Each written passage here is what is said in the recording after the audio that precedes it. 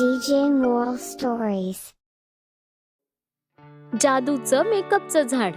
जसं रुई दुसऱ्या दिवशी सकाळी झोपेतून उठून आपल्या घरासमोरील अंगणात जाते, तेव्हा ती ते सर्व बघून आश्चर्यचकित होते की तिच्या अंगणात जादूच्या मेकअप सेटचं एक झाड उगवलेलं असतं, ज्यावर खूप सारे मेकअप किट लावलेले असतात. हे काय, ही तर कमालच झाली. ह्या जादूच्या झाडावर तर खूप सारे मेकअप सेट आहेत. आता तर मी रोजच मेकअप करून खूप सुंदर दिसून कॉलेजला जाऊ शकते. मी खूप खुश आहे. ही आहे रुही, जी अभ्यासात खूपच हुशार आहे. रुहीचे आई वडील गोपीनाथ आणि इंदू गरीब असतात. ते गरीब असताना देखील ते दोघं रुहीला गावातील सर्वात चांगल्या कॉलेजमध्ये शिकायला पाठवतात. रुही जेव्हा पण कॉलेजमध्ये जायची, मुलं आणि मुली तिची आणि तिच्या गरीब असण्याची मस्करी करायचे. घ्या आली ही, जरा हिचं तोंड तर बघा, करपलेल्या पापडासारखं तोंड आहे हिचं. हो नित्या, तू अगदी बरोबर बोलतेस. आता ही बिचारी आमच्यासारखा कुठे मेकअप करू शकते? ही तर आहे गरीब. आणि तसंही हिने भविष्यात कधी मेकअप जरी केला तरी ती तशी भूतच दिसणार आहे. रुहीला स्वतःचा अपमान होताना बघून खूपच वाईट वाटत असतं. अगं ए गरीब कुरूप मुलगी, चल नाही इथून आता. अगं एखाद्या काळ्या मांजरासारखी का बघतेस आमच्याकडे? हा. रुही कॉलेजच्या बाथरूम मध्ये जाऊन खूपच रडत असते. ती दिवसभर स्वतःच्या चेहऱ्याला आरशात बघत असते. माझा चेहरा एवढा खराब वाटतो का? रुही घरी जाऊन ती गोष्ट तिच्या आई वडिलांना सांगते. तेव्हा गोपीनाथ आणि इंदू बोलतात, नाही रोही बाळा, तुला असं कोण म्हणलं की तू विद्रूप दिसतेस? अगं तू माझी मुलगी आहेस, तू अगदी एखाद्या अप्सरेप्रमाणे आहेस. आणि तू तर सर्वांबद्दल एवढा चांगला विचार करतेस, सर्वांसाठी किती करत असतेस. मग तू कशी काय कुरूप झालीस बाळा? खरी सुंदरता मनाने ओळखली जाते, रंगरूप आणि चेहऱ्याच्या हावभावावरून नाही. ठीक आहे आई. ते कॉलेजचे स्टुडंट रुहीला तिच्या गरीब असण्यावर रोजच चिडवत असायचे आणि तिचा खूप तिरस्कार करायचे, ज्यामुळे रुहीला खूपच वाईट वाटायचं. मग एक दिवस जेव्हा रुही घरी जात असते, तेव्हा तिला रस्त्यात एक हनुमान मंदिर दिसतं. ती त्या मंदिरात जाते आणि तिथल्या भटजी काकांना रुहीचा दुःखी चेहरा दिसतो. काय झालं बाळा, इतकी चिंताग्रस्त का दिसतेस? रुही भावुक होऊन तिचं दुःख भटजी काकांना सांगते. तेव्हा भटजी काका म्हणतात, बाळा, ह्या मंदिराचं खूप मोठं महात्म्य आहे. मनातल्या सगळ्या इच्छा इथे पूर्ण होतात. त्यामुळे तू सुद्धा इथे आपली मनातली इच्छा प्रकट कर. धन्यवाद भटजी काका. भाऊक आणि दुःखी रुही हनुमानजींच्या पायावर माथा टेकून त्यांना हात जोडून प्रार्थना करते. हे बजरंगबली, मला माहित आहे की गरीब असणं काही वाईट गोष्ट नाहीये, पण माझी परिस्थिती गरीब असल्यामुळे लोक माझी मस्करी करत असतात, ज्यामुळे माझ्या मनाला खूपच दुःख होतं. मलाही इतर मुलींसारखा छान मेकअप करायचा आहे हनुमानजी. मलाही मेकअप करून सुंदर दिसायचं आहे. माझी विनंती, माझी प्रार्थना स्वीकारा हनुमानजी. तुम्ही तर अंतर्यामी आहात. रुही रडत असते. तेवढ्यात तिथे अचानक एक आवाज ऐकू येतो. रुहीला साक्षात हनुमानजींचा आवाज ऐकू येतो. ते म्हणतात, रोही बाळा, तू तुझ्या अश्रू पुस बरं. आता इथून पुढे तुला रडण्याची काहीही गरज नाहीये. इथे माझ्या चरणापाशी एक बीज आहे. ते नेऊन तुझ्या अंगणामध्ये रुजव आणि त्यानंतर मग तुला जे काही हवं आहे ते तुला मिळणार. रुहीचं लक्ष हनुमानजींच्या पायाजवळ असणाऱ्या एका जादूच्या बीजावर जातं आणि ती ते बीज घेऊन स्वतःजवळ ठेवते आणि आनंदित होऊन म्हणते, तुमचे खूप खूप आभार हनुमानजी. रुही तिच्या घरी जाऊन अंगणात ते जादूचं बीज रुजवते आणि दुसऱ्या दिवशी सकाळी जेव्हा ती अंगणात येते, तेव्हा तिला जादूचं मेकअपचं झाड दिसतं. जादूचं मेकअप सेटचं झाड रुहीला आश्चर्यचकित करतं. ही तर कमालच झाली. धन्यवाद हनुमानजी. आज मी तुम्हाला स्वतःच्या हाताने बनवलेला नैवेद्य दाखवेन आणि सोबतच ह्या मेकअपच्या झाडावरून मेकअप सेट घेऊन त्यानेच मेकअप करेन आणि कॉलेजला जाईन एकदम नटून थटून.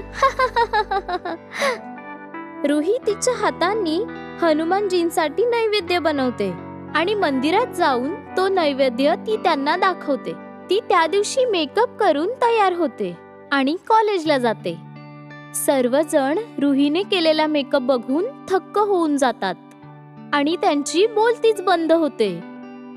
अरे देवा, ह्या रुहीला तर बघा, आज एकदम कॅटरीना कैफ बनून आली आहे ही तर. खरंच यार, ही तर खूपच छान दिसत आहे आणि वाटतंय हिने खूपच रिच ब्रँडचा मेकअप वापरलेला आहे. अरे पण हिच्याकडे इतका महागडा मेकअप किट खरीदण्यासाठी पैसे कुठून आले? तेच तर ना. Good morning guys. काय झालं? तुमच्या सर्वांच्या चेहऱ्यावर सकाळी 10 वाजताच दुपारचे 12 वाजलेत. हा, अरे काहीतरी बोला. तोंडाला कुलूप लावलंय का तुमच्या? रुही त्यांच्या समोरूनच ॲटिट्यूड दाखवून निघून जाते आणि स्टायलिश रुहीला बघून कॉलेजमधील सर्व मुलं तिच्यात हरवून जातात. काही दिवसानंतर कॉलेजमध्ये फॅशन शो कॉम्पिटिशनची अनाउन्समेंट होते. हॅलो बॉयज अँड गर्ल्स, आता आपल्या कॉलेजमध्ये होणार आहे आतापर्यंतची सर्वात मोठी फॅशन शो कॉम्पिटिशन, ज्यात आपल्याला लाभणार आहेत फॅशन इंडस्ट्री मधील मोठमोठे सेलिब्रिटी आणि सुप्रसिद्ध असे कलाकार सुद्धा. मग तुम्ही तयार आहात का? या सुवर्ण संधीला तुमच्या हातून निसटू देऊ नका, कारण की विजेत्याला मिळणार आहे फिल्म मध्ये काम करण्याची सुवर्ण संधी. वाह, ही तर खूपच मोठी संधी आहे. ही कॉम्पिटिशन कोणत्याही परिस्थितीत मी जिंकेन. पण नित्या, आता त्या कॉम्पिटिशनच्या स्टेजवर रुही नावाची स्पर्धक आली आहे. आता त्या गरीब पनवतीकडे मेकअप आलाय आणि तो सुद्धा असा मेकअप ज्याने ही आपल्याला सुद्धा फेल करू शकते. भलेही त्या रुहीने कितीही महाग मेकअप करू देत, आता ही कॉम्पिटिशन तर मी जिंकणार. तनिषा, आज रात्री तू आणि मी त्या रुहीच्या घरी जाऊया आणि तिच्याकडे जो मेकअप आहे तो चोरूयात. अरे वा वा नित्या, हा तर खूपच चांगला प्लॅन आहे. ह्यामुळे तर ती रुही मेकअप करूच नाही शकत. क्रूर तनिषा आणि नित्या दोघी रात्रीच रुहीच्या घरी जातात आणि त्यांना तिच्या अंगणात जादूचं मेकअपचं झाड दिसतं आणि त्या झाडाला बघून आश्चर्यचकित होतात. अरे देवा, हे तर एक जादूचं मेकअपचं झाड आहे. हे झाड काहीही असो, कसंही असो, आपल्याला हे झाड आत्ताच्या आत्ता तोडावं लागेल आणि ह्यावर असलेले सर्व मेकअप किट तोडावे लागतील. अर्धे तू ठेव आणि अर्धे मी ठेवते. ठीक आहे नित्या. तनिषा आणि नित्या त्या जादूच्या झाडावर असणारे सर्व मेकअप किट काढतात आणि त्या झाडाला मुळापासून तोडून तिथून निघून जातात. दुसऱ्या दिवशी सकाळी जेव्हा रुही त्या कापलेल्या झाडाला बघते, ते बघून तिला खूप मोठा धक्का बसतो. हे काय? माझं जादूचं मेकअपचं झाड असं नाही होऊ शकत. रुही रडत रडत हनुमान मंदिरात जाते आणि हनुमानजींसमोर रडत रडत विनंती करते. हनुमानजी, माझं जादूचं मेकअपचं झाड कोणीतरी तोडलं. आता मी उद्या फॅशन शोच्या कॉम्पिटिशन मध्ये काय करू? मेकअप शिवाय तर मी जाऊच शकत नाही. नाही रुही, तू उद्या कोणताही मेकअप न करता जाणार आहेस, कारण की माणसाचं खरं सौंदर्य हे माणसाच्या मनाचं सौंदर्य असतं आणि तुझ्यासारखं नितळ आणि प्रामाणिक मन खूप कमी जणांचं असतं. त्यामुळे मी तुला आशीर्वाद देतो. उद्या तुझ्या बरोबर जे काही होणार आहे ते अगदी योग्यच होईल. फक्त तू जे काही आहेस, जशी आहेस तशीच जा. हा, प्रामाणिकपणे स्पर्धेमध्ये भाग घे आणि सगळ्यांना खऱ्या सौंदर्याची व्याख्या पटवून दे. समजलं तुला? हनुमानजींचं हे बोलणं ऐकून रुहीला खूप आनंद होतो. तिला समजतं की खरी सुंदरता ही मनाची सुंदरता असते. दुसऱ्या दिवशी जेव्हा कॉम्पिटिशन सुरू होते, तेव्हा रुही मेकअप शिवाय तिथे जाते आणि नित्या व तनिषाने रुहीच्या मेकअप सेटने मेकअप केलेला असतो. रुही आणि नित्या शेवटी फायनलिस्ट होतात. त्या दोघी रॅम्प वॉक करून जजेस समोर येतात. तेव्हा तर मग रुही आणि नित्या, मी आता तुम्हा दोघींना एक शेवटचा प्रश्न विचारते आणि त्या प्रश्नाच्या आणि आजच्या रॅम्प वॉकच्या आधारावर आम्ही विनरचं नाव अनाउन्स करू. मग सांग नित्या, तुझ्या नजरेत सौंदर्य म्हणजे काय? माझ्या नजरेत सौंदर्याचा अर्थ असा आहे की रंगरूप आणि पोशाखावरून ओळखला जातो. त्या व्यक्तीला सुंदर दिसण्यासाठी चांगले कपडे, चांगला मेकअप आणि चांगल्या फॅशन स्टाईलला कॅरी करता आलं पाहिजे. तेच असतं खरं सौंदर्य.